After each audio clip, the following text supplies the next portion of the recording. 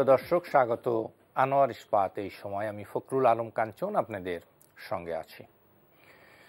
আমরা এই অনুষ্ঠানে সমসাময়িক বিভিন্ন গুরুত্বপূর্ণ বিষয় নিয়ে আলোচনা করি।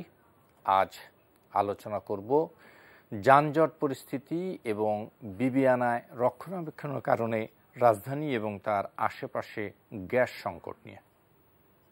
এই জন্য আমরা দুইজন অতিথিকে আমন্ত্রণ জানিয়েছি। আমাদের সঙ্গে আলোচনা করতে স্টুডিওতে উপস্থিত আছেন কবি ও সাংবাদিক ডক্টর মাহবুব হাসান, আছেন জাতীয় প্রেস ক্লাবের সাধারণ সম্পাদক জনাব ইলিয়াস খান। স্বাগত জানাচ্ছি আপনাদের দুইজনকেই। আমি ডক্টর মাহবুব, আপনাকে দিয়ে শুরু করতে চাই। রমজানের শুরু থেকেই আমরা দেখলাম এই দ্রব্যমূল্যের ঊর্ধ্বগতি, এরপরে যোগ হলো এই যানজট, সর্বশেষ আমরা গতকালকে লক্ষ্য করলাম রাজধানীবাসী অনেকেই রমজানের প্রথম দিনেই গ্যাস সংকটের কারণে ইফতারিটুকু তৈরি করতে পারেনি। যদিও বলেছে তিতাস গ্যাস কর্তৃপক্ষ যে বিবিআনায় রক্ষণাবেক্ষণের কারণে তাদের এই সমস্যা তৈরি হয়েছে। তো শুনতে চাই আপনার কাছ থেকে এই পরিস্থিতি সব মিলিয়ে। ধন্যবাদ কাঞ্চন। একটি জনগণের দুর্ভোগ এগুলো আমরা নিজেরা এটার ভুক্তভোগী। প্রতিনিয়তই এই সংকটগুলো আমাদেরকে এমনভাবে তিক্ততার ভিতরে নিয়ে যাচ্ছে যা আমরা কখনোই কামনা করি না। দ্রব্যমূল্য আপনি জানেন যে কিভাবে ঊর্ধ্ব গতিতে চলছে উপরে। এখনো টিসিবির পণ্য বিক্রির লাইনে মধ্যবিত্ত শ্রেণীর লোকও গিয়ে দাঁড়াচ্ছে বাধ্য হচ্ছে, উপায় নেই না।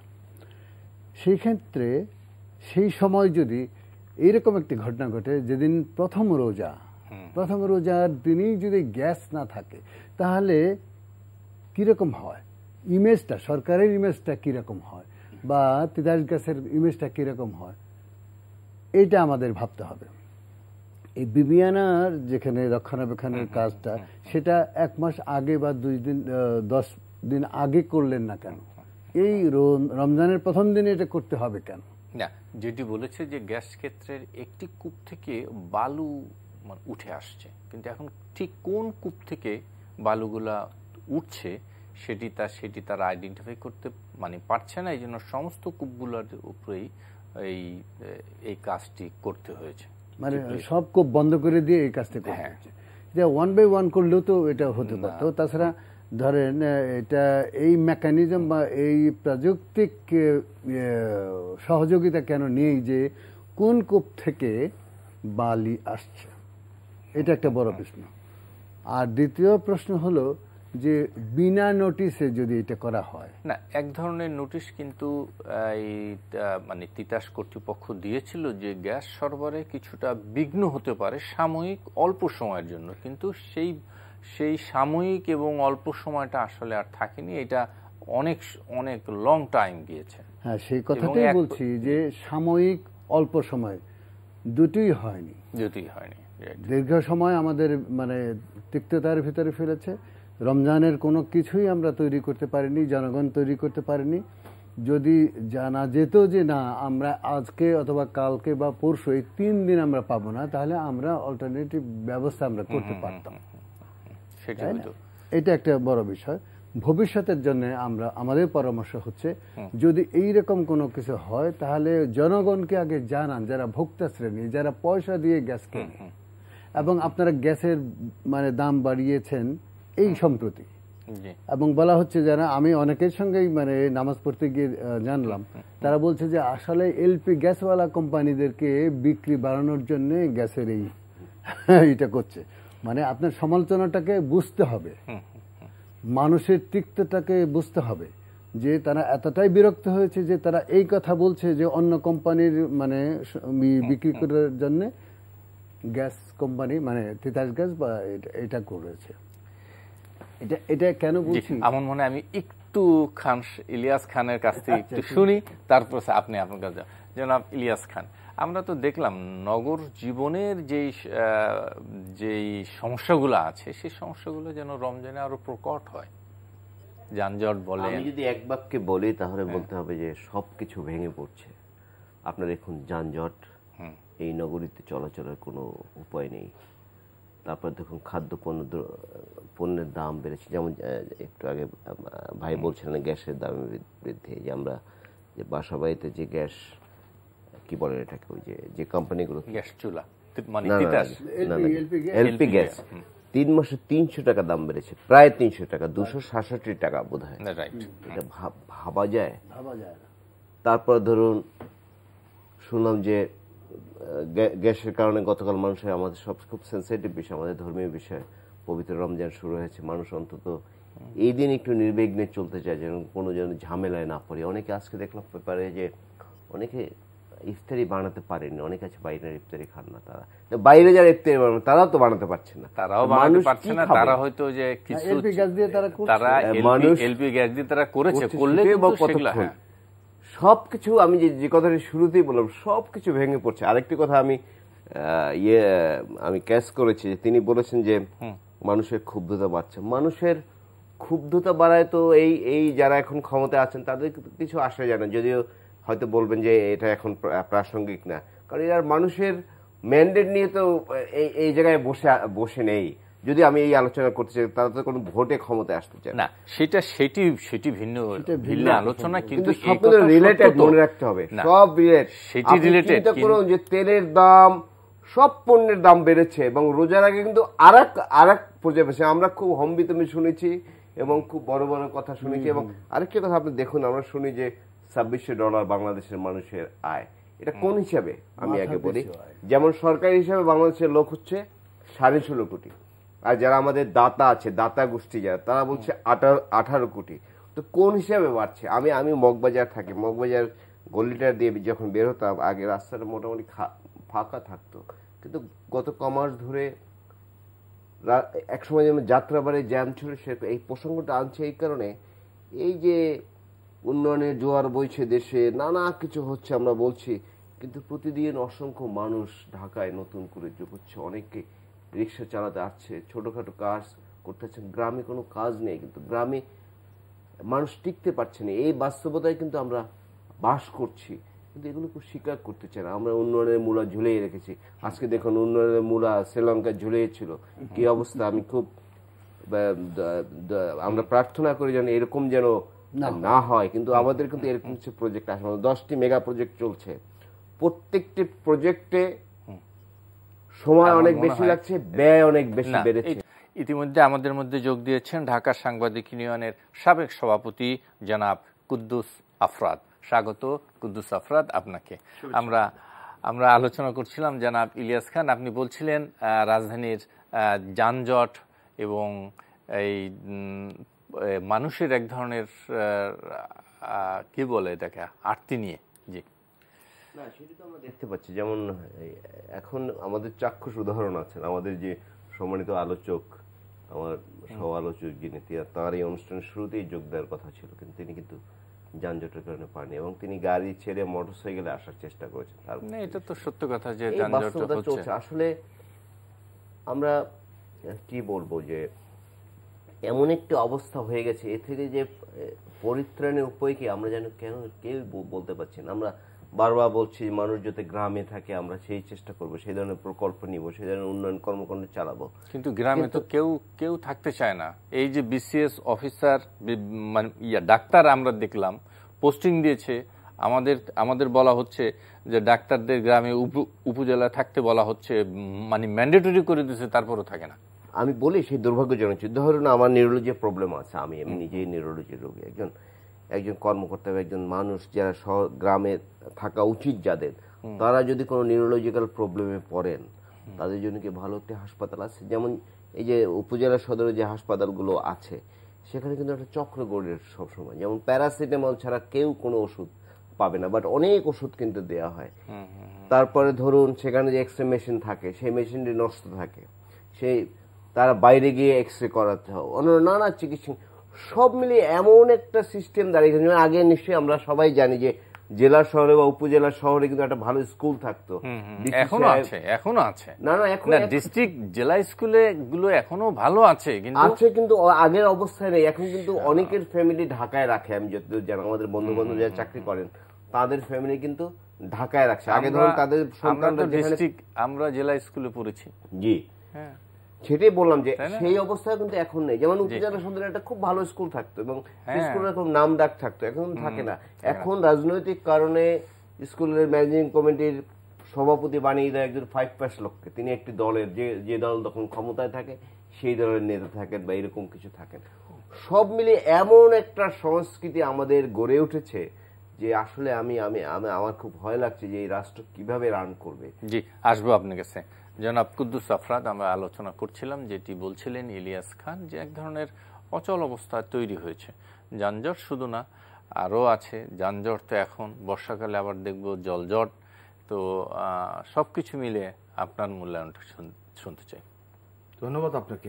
আসলে হচ্ছে যানজট রমজানের সময় বিশেষ নগর কেন্দ্রিক, রমজান এবং নগর কেন্দ্রিক, এটা 12 মাসই লেগে আছে।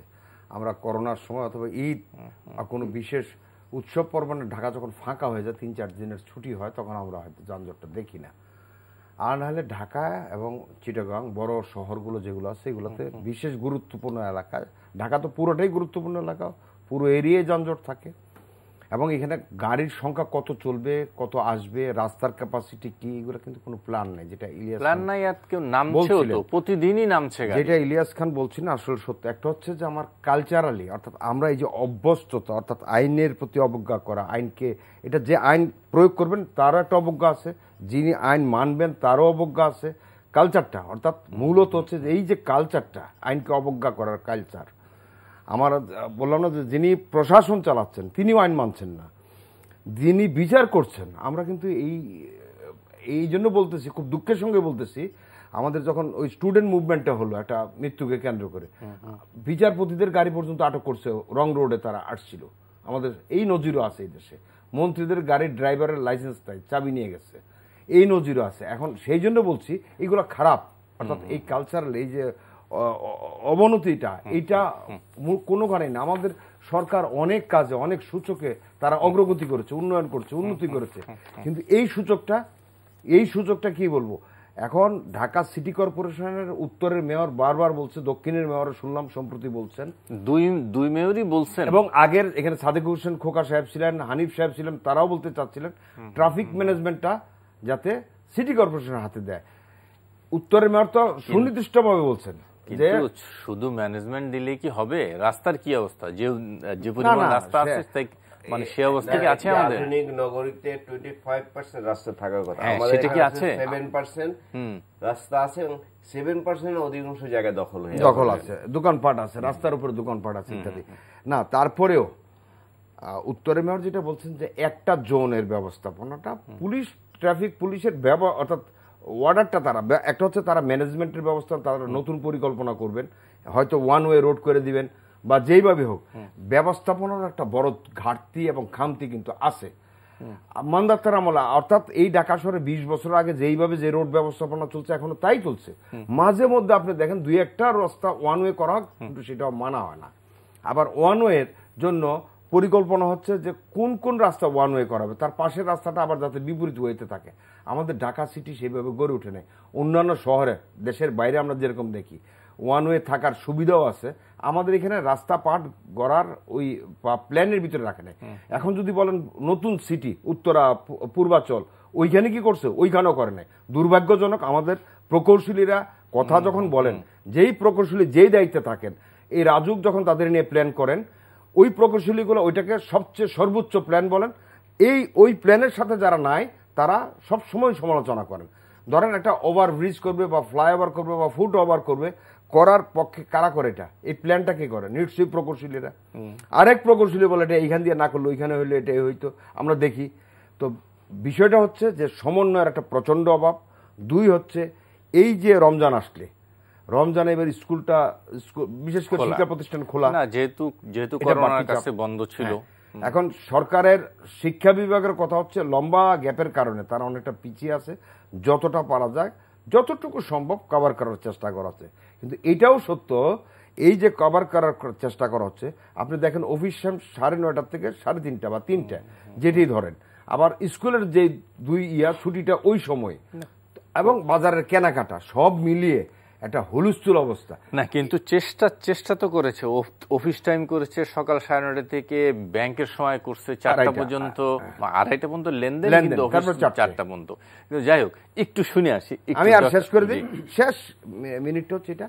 পাশাপাশি এই ঢাকা সিটিতে মানে প্ল্যানহীন অপরিকল্পিত নগরায়নের জন্য মেট্রো রেল, আন্ডার রেল, এই রেল ওই রেল খোরাখুরি করে রাস্তাকে সংকুচিত করা হচ্ছে। এই দায়ও কিন্তু গভর্নমেন্টেরই নিতে হবে, এবং আমি মনে করি এই প্ল্যানগুলো আমাদের দরকার। এই প্ল্যানগুলো যদি সুশীল সমাজ, রাজনৈতিক দল, স্থানীয় কর্তৃপক্ষ, অর্থাৎ স্থানীয় কর্তৃপক্ষ বলতে গেলে যেসব এলাকায় যেসব কমিশনার আছে বা আমাদের সিটি কর্পোরেশন, তাদের সাথে সমন্বয় করে করা হয়, কিছুটা লাঘব হবে আর কি। জি, ডক্টর মাহবুব হাসান, একটু ছোট্ট করে বললে আমি বিরতি নেব, তারপর আপনার কাছে ফিরবো। জি প্লিজ বলুন। এটা দুর্ভাগ্যজনক আমাদের জন্য যে একটি দেশের রাজধানী শহর অপরিকল্পিতভাবে বেড়ে উঠেছে, এবং বেড়ে উঠতে সহায়তা করেছে রাজনৈতিক সরকারগুলো। রাজনৈতিক সরকারগুলো যদি এই শহরকে বাঁচাতে চায়, এটা সংক্ষেপে আমি বলছি, যদি এই শহরকে বাঁচাতে চায়, এখানকার মানুষকে যদি সত্যিকার অর্থে একটি সুন্দর শহর উপহার দিতে চায়, তাহলে পাওয়ারের ডিসেন্ট্রালাইজেশন করতে হবে। মানে এখান থেকে বের করে দিতে হবে যে সব বড় বড় অফিসগুলো আছে, সেগুলো হয় টাঙ্গাইলে দেবে, ময়মনসিংহ দেবে, ভোলায় দেবে। সেটা তো একবার চেষ্টা করেছিল, আমরা 80-90 দশকে আমরা দেখেছিলাম, সেটা বাস্তবায়ন তাদের সময় সেই বাস্তবায়ন করতে পারে নাই। না, টিকতে পারেনি কারা? না, বাস্তবায়নটা হয় নাই। বাস্তবায়ন হয় না কেন? আমরা দেখলাম যে না কেন নদী না সেটা স্বার্থান্বেষী না, বলেন যে যারা ক্ষমতায় আছে তাদেরই একটা অংশ এটার বিরোধিতা করেছে। আচ্ছা, এটা আমরা মানে জানি, এছাড়া আর কোনো গত্যন্তর নেই। এই শহরকে ডেভেলপমেন্টের জন্য আমরা দেখছি যে আফরাদ বললেন তো, তাই না, অপরিকল্পিতভাবে করা হচ্ছে। তারপরে মেগা প্রজেক্টগুলো, যে প্রজেক্টগুলো মানে ধরেন নির্ধারিত সময় হলো 5 বছরে, সেটা 10 বছর 12 বছর হয়ে যাচ্ছে। না, এটা তো হবে অনেক হবে না, ওটা হবে না, করোনার কারণে 2 বছর ছাড় দিতে পারেন, কিন্তু সেটাকে 5 বছর এক্সট্রা 5 বছর নিতে পারেন। মেগা প্রজেক্ট একটু তারপরেও আমরা করি যে ঠিক আছে, জবাবদিহিতা নেই, যার জন্য এটা হয়। জনাব ইলিয়াস খান, আপনার কাছ থেকে একটু শুনি। ডক্টর মাহবুব বলছিলেন যে সমন্বয়হীনতা, অপরিকল্পিত একটি শহর গড়ে উঠেছে, এবং এই শহর গড়তে আমাদের রাজনীতিবিদরাই বেশি ভূমিকা রেখেছে। না, এটা তো সত্য কথা। না, কেন রাজনীতিবিদদের? শহরের কাজ এটা তো এই যেটা কুদ্দুস মানে বলছিল, পরিকল্পনা তো। আর ছোট ধরুন কোন প্রজেক্ট রাজুক পাশ করুন, আপনি বাড়ি করতে দেন 6 তলা, রাজুক পাশ করতে চাচ্ছে না, তখন একজন রাজনৈতিক নেতারা দিয়ে ফোন করাবে যে এই বাড়িটা কিন্তু পারমিশন দিতে হবে। এবং এত বড় একটি কি বলে দুর্ভাগ্যজনক নগরী, যে মানুষ চলাচল 1 হাত জায়গা রাখতে চায় না। 1 হাত জায়গা থাকলে যে বাড়ির ভাড়া অনেক বেড়ে যাবে, বাড়ির গুরুত্ব অনেক বেড়ে যাবে, এটি কিন্তু আমরা বুঝতে চাই না। এই আস্তে আস্তে করতে করতে করতে করতে, যেমন ধরুন 90 দশকের শুরুতেও ঢাকা অনেক অনেক ভালো ছিল। আমি ঢাকা বিশ্ববিদ্যালয় থেকে রিক্সায় যেতাম সদরঘাট, খুব স্মুথলি চলে যেতাম। আমার নিজের উদাহরণ দিই, এখন কিন্তু আমার যেতে হলে 3 ঘন্টা আগে বেরোতে হবে। এই নগরীতে আমার খুব ভয় লাগে যে আর 2-4 বছর পর কতটুকু বসবাসের যোগ্য থাকবে। যদিও এখনই আমার বোধ হয় দূষিত দিক থেকে ওয়ার্ল্ডের নাম্বার 2 আর বায়ু দূষণের ক্ষেত্রে নাম্বার 2, আর পুরো দেশটা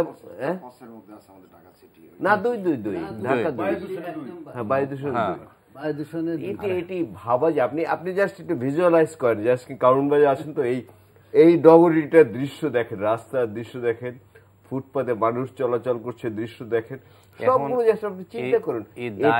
একমাত্র দায় তো আমাদের জনগণেরও তো দায়। আমরা কি সেভাবে না, ড্রাইভিং হইলে দায় জনগণের থাকতে পারে, বা ড্রাইভিং হইলে যারা থাকবেন তিনি কিন্তু গাড়িটি এগিয়ে নেবেন, না হলে কিন্তু যারা পেছনে যাত্রী আছে না তারা বিপদে পড়বেন।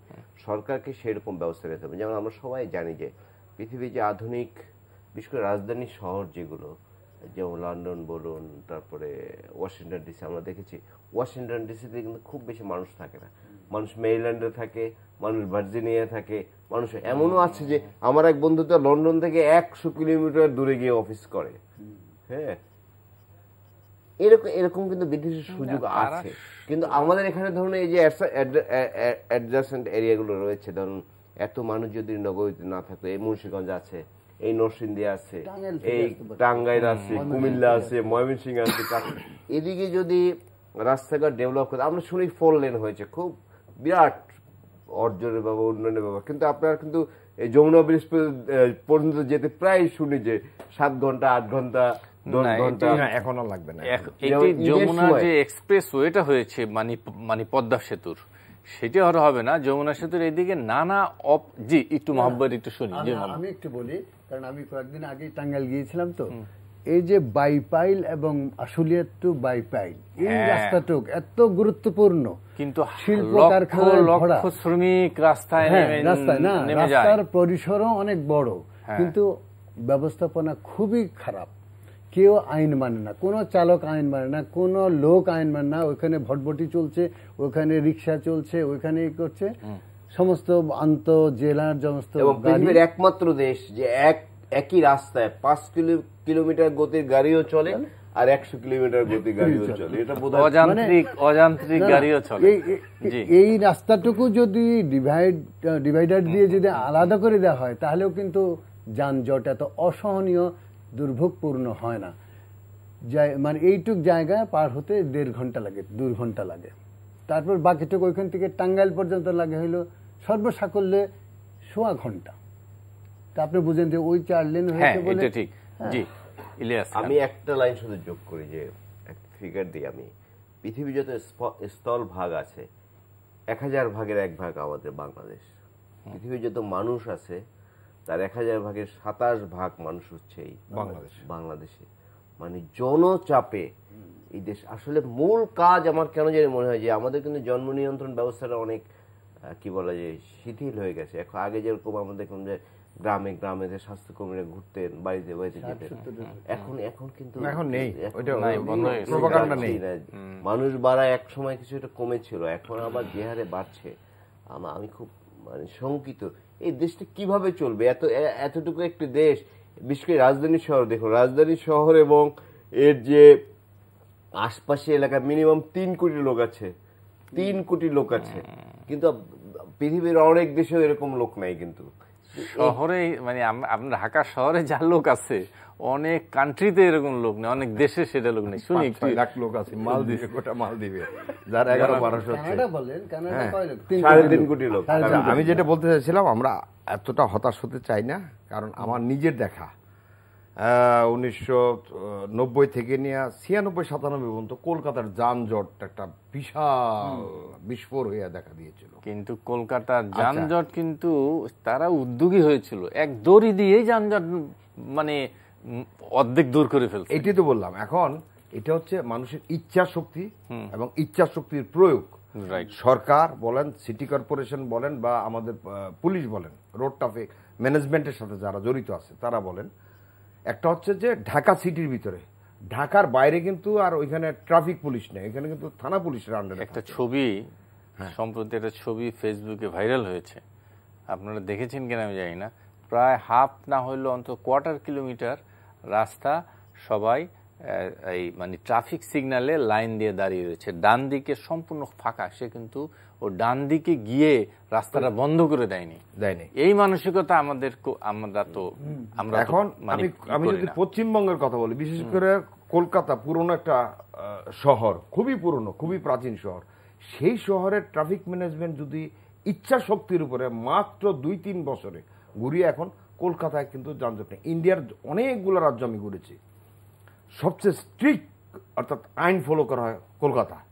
দিল্লিতেও সন্ধ্যার পরে রং সাইড বা রেড লাইট জ্বলা পর্যন্ত পার হওয়া যায়, কলকাতা কিন্তু রাত্রে 1টা হলে, প্রথমত হচ্ছে মানুষের এটা পালন করে, মানে রাত্রে 1টা আমি যে গাড়ি বহন করতেছি সে দাঁড়িয়ে আছে, ফুটফুট বৃষ্টি পড়তেছে, একটা মোটরসাইকেলও দাঁড়িয়েছে ওখানে, একটা বাইসাইকেল নিয়ে যাচ্ছে সেও দাঁড়িয়ে আছে, হোয়ারাস কোনো কিছুই নেই। আমি জিজ্ঞেস করতেছি, আমারও শুধু ওই বিহারি ড্রাইভারটা বলো দেখিয়ে ডান পাশ মে দেখি, অর্থাৎ বাইসাইকেলও দাঁড়িয়ে আছে, যতক্ষণ সবুজ না ধরে সে যাচ্ছে না, কেউ নাই রাস্তায়। রাত্রে তখন 1টা বাজে। কিন্তু এই চেতনাটা যদি আমরা আমাদের আত্মস্থ করি, একটা হচ্ছে গভর্নমেন্টের দায়িত্ব, যেটা একটু আগে ইলিয়াস কেন বললেন, আপনি বলছিলেন গভর্নমেন্ট হচ্ছে চালকের দায়িত্ব, তার এটা মানাতে বাধ্য করতে হবে, জাগাতে হবে মানুষের মনকে। এই কাজটা গভর্নমেন্ট এবং নাগরিক সমাজের যারা যেখানে একটি কথা বলি, যারা মানাবেন, আমি এই যে মন্ত্রীপাড়া মিন্টু রোডে প্রতিদিন দেখি মন্ত্রী গাড়ি উল্টা না, এটা শুধু মন্ত্রী না, প্রভাবশালী কিছু আছে। এখন এই জন্য বললাম, প্রভাবশালী মহল বলেন, নাগরিক মহল বলেন, সরকার বলেন, তাদের হচ্ছে একটা হচ্ছে মানাতে বাধ্য করবে, 2 হচ্ছে অর্থাৎ আইনের প্রয়োগ, 2 হচ্ছে জাগরণ তোলা, এবং সেটাও তাদের দায়িত্ব। আর আমাদের দায়িত্ব হচ্ছে জাগরিত হওয়া নাগরিক সমাজের। আমরা এটা মানব, পালন করব। যদি মনে করে তাহলে হচ্ছে 2 মাস, 5 মাস, হাইস্ট 1 বছর, ঢাকার জন্য 2 মাস এনা। কালকের থেকে যদি হুইসাল মেরে বলে যে সব ঠান্ডা হবে। আরেকটা হচ্ছে রোডের আশেপাশে ফুটপাথ অবশ্যই খালি করতে হবে। একটা দোহাই আনলে চলবে না, শেষ করে দিয়ে দোহাই আনলে চলবে না যে তারা খাবে কি। হাত যখন আসে, মস্তিষ্ক যখন থাকে, প্রত্যেক মানুষ রোজগার করে খেতে পারে। এইটা বাজে ভাবনা। এটা হচ্ছে ওই যে তোলাবাজি যারা করে, তারাই এগুলো বলে যে খাবে কি। জি ডক্টর মাহবুব, আমরা শেষের দিকে আছি, শুনতে চাই একটু শেষ কথা যানজট নিয়ে। হ্যাঁ জি প্লিজ। যানজট নিয়ে ওই যে আফরাদ যেটা বললেন, কলকাতার যে উদাহরণ দিলেন, আমাদের নিউ ইয়র্কের আছে, অভিজ্ঞতা আছে যে কিভাবে যানজটকে মানে মুক্ত রাখা যায়, যানজট থেকে মুক্ত রাখা যায়। আইন ফলো করতে হলে যে চালক, তাকে শিক্ষিত হতে হবে কোনটায়। চালনা ক্ষেত্রে ট্রাফিক যে আইন, সে আইন ফলো করতে হবে। যে করবে না তাকে ফাইন করেন, তার লাইসেন্সের পয়েন্ট কেটে দেন, তারপরে 6টা পর্যন্ত মানে হয়ে গেলে, অন্যায় হয়ে গেলে তার লাইসেন্স বাতিল হবে এবং জীবনে সে আর লাইসেন্স পাবে না। এই করে নেন, তাহলে কোনো লোক বেআইনি গাড়ি চালাবে না। এবং আপনি যদি সেটা মেনটেন করেন, যদি সেটা প্রধানমন্ত্রীর গাড়ি হয়, সেটা যদি মানে নগরপতির গাড়িও হয়, তাহলে তাকে আইন মানতে হবে। আমি একটা কথা বলছি, বারাক ওবামা গেছে লাইসেন্সের জন্যে, তাকে ওই মহিলা জিজ্ঞেস করছে আপনার নাম কি, Barack Hussein Obama, Barack H Obama, সে বলতে বাধ্য হচ্ছে। তাকে চেনে না, সে তখন প্রেসিডেন্ট। আইন ইজ আইন, তাকে ফলো করতে হবে। উইদাউট আইন আপনি চলতে পারবেন না। এটা মন্ত্রীর গাড়ি এই যে উল্টা পথে যাবে, এটা হতে পারে না। ফাইন করেন, তাকে উন্মুক্ত করে দেন জনগণের কাছে। আমাদের লিমিটেশনটা কথা আপনাকে মনে রাখতে হবে। না, লিমিটেশন আমরা মানতে রাজি নই। কারণ হলো যে আইনকে যদি সরকার ফলো না করেন, তাহলে আমি কেন করব, আপনি কেন করবেন, গাড়ি চালক কেন করবে না। আমাকে আগে মানতে হবে, দেন তারপরে, তাই না? আমি চালক, আমি যদি আইন না মানি, তাহলে আমার যারা জনগণ তারা মানবে না। তো ছোট্ট একটা উদাহরণ দিই, মতিয়া চৌধুরীর মিনিস্ট্রিতে, মতিয়া চৌধুরী, আমি অন্য কারো বলবো, মতিয়া চৌধুরী লাইন মেনে লিফটে উঠতেন।